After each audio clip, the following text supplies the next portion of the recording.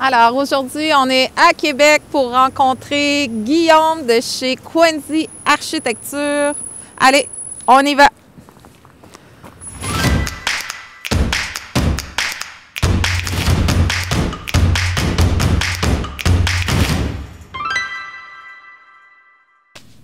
Bonjour Guillaume, ça va bien? Oui. Merci de nous recevoir aujourd'hui dans vos bureaux. Alors, on est ici aujourd'hui pour parler du projet Trio. Mais tout d'abord, j'aimerais que tu nous parles un peu de l'histoire de Quenzi Architecture. Bureau que j'ai démarré il y a peut-être 5 ans, ça va faire 6 ans cet été. Parti du fait que j'avais le goût d'essayer, j'avais pris de l'expérience, puis j'avais des choses que je voulais faire à ma façon. Donc j'ai essayé, je me suis lancé, ça s'est bien poursuivi. Donc 5 ans plus tard, on est encore là. Initialement, quand je me suis parti, je voulais pas que ce soit Guillaume Fafard, architecte associé. Donc j'ai cherché un nom. Écoute, outre le fait que c'est difficile à prononcer, ça représente bien mes valeurs personnelles. Un Quenzi, dans le fond, c'est un habitacle fait de neige. Donc c'est une construction écologique de base, fait de neige. C'est nordique, j'adore l'hiver, on est un pays nordique. Et c'est un peu ludique, un peu comme ma personnalité. Donc ça a été un choix qui a été fait en fonction de ça. Puis on essaie aussi d'impliquer un peu ces valeurs-là au travers de chaque projet. Donc un peu de ludicité, un peu de nordicité, puis le côté écologique dans la mesure du possible. Guillaume, pour débuter, est-ce que c'est possible de nous parler un peu des particularités du projet Trio, des demandes de tes clients voisins, donc le projet est tout près d'ici? Oui. Initialement, c'est une référence d'un client satisfait, c'est notre meilleure publicité. Dans le fond, les clients qui sont satisfaits parlent de nous, puis dans le fond, on reçoit d'autres demandes de soumission pour faire des projets. Ce projet-là était particulier parce que c'était une famille. Dans le fond, on avait, si je ne me trompe pas, la fille, la mère et l'oncle, ou le neveu, dans le fond, qui avait acheté un duplex, pas loin d'ici. Il a fait une offre d'achat, il achète le duplex. Il nous arrive avec le projet de dire, ben là, on veut avoir un projet familial, on veut pas 3 condos, on veut une copropriété, comme un peu un cohabitat. Et rajouter un étage sur un duplex existant qui datait des années, si je ne me trompe pas, 30-40, 1930-1940. Okay. Donc, structurellement parlant, ça n'a pas été complexe, c'est juste que c'est un défi de toujours venir ajouter du nouveau sur du vieux. Des temps caillettes, en dessin, c'est droit, mais sur le chantier, c'est croche un peu, s'ajuster. C'est un projet qu'on a fait avec Dr House. Et ils ont su justement s'ajuster pour niveler le vieux avec le nouveau. Complexité, je dirais, pas nécessairement très complexe, vu qu'on avait un bâtiment isolé. C'est un duplex isolé des autres voisins. On a vu des projets beaucoup plus compliqués en centre-ville, où tu as 2 mitoyennetés avec 2 bâtiments voisins qui sont pas nécessairement en très bon état. Puis là, quand tu fais une intervention, il faut que tu t'assures que le voisin n'est pas affecté. Mais c'est de l'exécuter aussi qui peut être plus complexe, ou de le planifier comment l'exécuter, qui a été le gros défi, selon moi, sur ce projet-là. OK. De quelle façon, du point de vue design, vous avez réalisé le projet Trio? Est-ce qu'il y avait des demandes aussi des propriétaires quant à l'aspect visuel? Est-ce que vous avez conservé un peu le même style que le duplex existant? Ouais. Au niveau de l'aspect extérieur puis de l'intégration, tout ça, les clients, à chaque fois qu'on les rencontre, on leur fait visiter nos projets. Soit par le biais de Facebook, site Internet, Instagram, ou en vrai. Ici, on a plusieurs projets. Je pense qu'on en a 5 qui sont à 5 minutes de marche du bureau. Par la suite, les clients, un coup qu'ils ont visité ça ou ils ont visualisé les images, bien, ils nous font entièrement confiance. Soit qu'ils nous font confiance, soit qu'on les réfère à d'autres architectes carrément.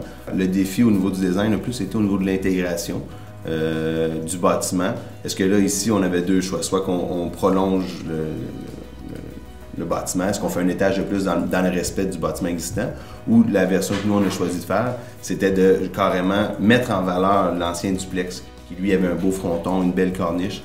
Donc on a travaillé autour de ces 2 éléments-là qu'on voulait conserver avec l'escalier et l'éco-idéal qu'on a ajouté.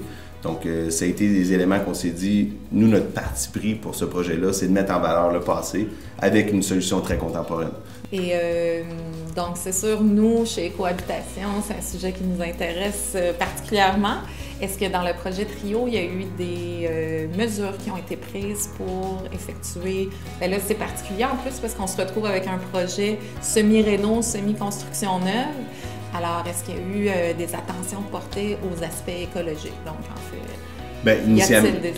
Initialement, le plus grand geste, à mon avis, qu'on peut faire, c'est de vivre en ville. Puis c'est le choix que les 3 résidents qui étaient en périphérie ont fait. Sauf, dans le fond, les 2 des 3 occupants vivaient en périphérie et ils voulaient avoir un retour en ville pour être à distance de marche de leur service, à distance de marche du travail, tout ça. Donc, le plus grand geste écologique qu'on peut avoir fait, c'est avoir rapatrié deux citoyens en périphérie pour les avoir remis en centre-ville. Tu sais, Limoilou, c'est un des quartiers centraux de Québec. Donc ça a été le plus grand geste. Deuxième geste écologique, à mon avis, avant de rentrer dans le technique, c'est recyclage d'un immeuble existant. Au lieu de démolir et reconstruire en neuf, mais on a utilisé quelque chose qui était existant. Donc la valeur intrinsèque de ça, je ne pourrais pas la qualifier, mais c'est dans les intentions, dans les valeurs qu'on a voulu par rapport à ça. L'autre point, c'est quand on est venu faire l'agrandissement. Dans le fond, l'ajout, mais c'est sûr que c'est tous des matériaux, comme le bois, c'est tout du bois FSC. Donc, on y va avec... on n'a pas de panneaux photovoltaïques, on n'a pas de géothermie, mais on a utilisé des matériaux bruts. Le dalle de béton du dernier étage a été laissé apparente. Donc, au lieu de réarriver avec un cosmétique à par-dessus ou un fini de plancher autre, on a juste scellé le béton. Donc, on a moins consommé de matériaux. L'isolation n'est pas nécessairement supérieure, mais au niveau de l'étanchéité, là, on a fait un test d'étanchéité avant de fermer les murs. Donc, on s'est assuré que la maison était scellée et bien scellée. Elle était peut-être pas dans les niveaux de passivas en bas de 1, mais je pense qu'on est arrivé en bas de 2 dans ce projet-là. C'est déjà la fin de notre entretien, Guillaume, donc j'ai une dernière question à te poser. Donc, comment ça s'est passé en général sur le projet Trio? Est-ce qu'il y a eu des bons coups, des moins bons coups? Est-ce que si le même type de projet était à refaire, tu ferais des choses différemment? Le signe qu'un projet a bien été, c'est qu'à la fin, quand les clients, on invite l'équipe d'architecture et l'équipe de construction pour faire un 5 à 7 sur leur toit terrasse, on peut prendre pour acquis que ça s'est bien passé. Tout à fait. Mais à la base, les clients aussi, je pense que Mme Minet faisait des petits biscuits, des petites affaires pour les gars sur le chantier pendant qu'ils travaillaient. Il y avait une belle dynamique, c'était très familier, puis c'est ce qu'ils voulaient aussi les clients. Je pense que la seule affaire, plus au niveau de l'équipe de construction, c'est quand on a prévu rénover, l'escalier arrière, au lieu de la restaurer, puis de l'agrandir, je pense que ça aurait été plus simple de tout démolir, juste l'annexe arrière et reconstruire une nouvelle annexe. Je pense qu'à ce niveau-là, l'équipe de construction aurait perdu moins de temps à essayer de s'ajuster, de remettre droit, de mettre de niveau. Il y a beaucoup de voisins qui ont vu ce qui s'est passé, puis ça les a inspirés aussi à dire « Ah, c'est pas fou, je savais pas qu'on pouvait racheter un étage. Je pensais que c'était trop vieux pour eux. » Tu sais, ça a ouvert ça a semé, je vous dirais, un peu des graines un peu dans tes idées de plusieurs voisins par rapport au potentiel. Parce qu'il y a d'autres duplex qui sont à côté qui se sont dit « Ah, je savais pas que je pouvais racheter un autre étage. Ah, je savais pas que ça se faisait, structurellement parlant. Ouais. » Fait que ça, c'est un plus pour ça. Ça a été une belle vitrine, vu que c'est un projet sur un coin de rue, très passant. Oui. Mais on a plusieurs, même on a eu plusieurs commentaires des gens qui travaillent à l'hôpital, qui est 2 rues plus loin. Ils allaient prendre leur marche l'heure du midi, puis ils voyaient ça. Fait que, ils voyaient l'évolution, ils voyaient aussi la possibilité de qu'est-ce qu'on peut faire avec un duplex, puis que ça ne se limite pas à juste être un duplex, qu'on peut soit garder en duplex, transformer en maison de ville. On peut rajouter un étage, on peut rajouter une unité de location pour pouvoir se payer la maison de ville aussi. Il y a plein d'idées, c'est à ça qu'on sert, à trouver des idées, trouver des solutions. Puis notre objectif, c'est de surprendre nos clients aussi pour que quand ils font affaire avec nous, le meilleur commentaire qu'on peut se faire dire, c'est « Ah, j'avais pas pensé à ça. » Mais là, nous, on a réussi. On a sorti le client de sa zone de confort pour l'amener ailleurs, pour lui dire « Ça, c'est le potentiel que tu avais peut-être pas envisagé ou tu l'avais pas envisagé comme ça. » L'équipe de professionnels est là pour ça, pour préparer un projet clé en main qui va être conforme, qui va être réalisable, qui va respecter le budget, puis après ça, va vous aider le client à choisir l'entrepreneur, si ce n'est pas déjà fait, puis de vous épauler avec l'entrepreneur, de prendre les bonnes décisions sur le chantier.